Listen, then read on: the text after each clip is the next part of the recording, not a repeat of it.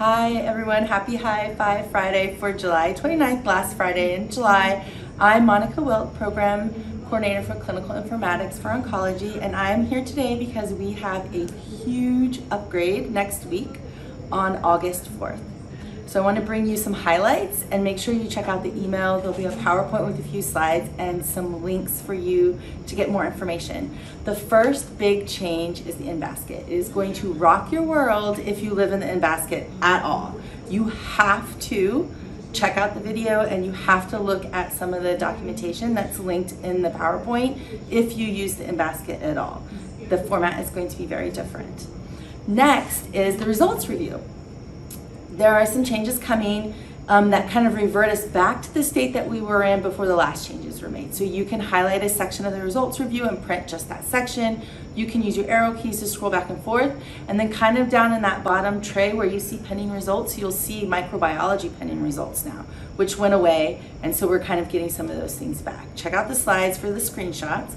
The other big change that's happening for the JHH campus only is you'll be able to activate the BAT alert through the storyboard.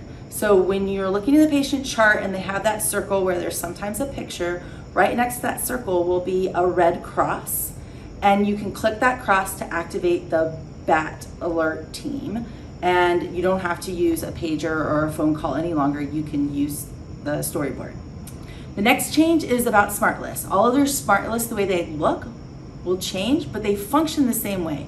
So if there's a list, so if you're in making a note and there's a smart list, and if it's required, you have to pick something, it'll be pink. If it's optional, it'll be yellow. If you've already selected, it'll be gray. And then when you're making your choices, you know how there used to be a yellow and a blue background? Instead, we'll now have check boxes when it's multi-select and radio buttons when it's single select. So kind of like matching the rest of the IT world. The Rover, you will be able to acknowledge some of your orders now, not all of your orders. So if you're acknowledging new orders in Rover and you want to save a couple because you need to look at them at a desktop because there's a lot of information, you can select the ones you want to acknowledge. They'll get acknowledged right from your Rover, and you can save the other ones when you're logging into the computer. The research icon is changing, so it's not that Erlenmeyer flask anymore. It'll be 3 interlocking hexagon circles. So that's what research will mean from now forward. And the last big change is how we document the patient's language, interpreter need, and communication.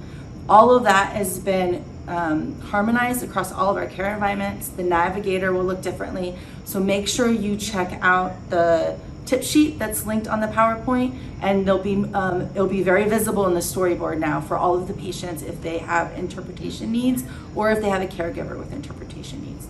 And then I'll be around on August 4th. Make sure you're prepared for these changes. There are some things you need to do before you show up to work that day. Thanks, everybody.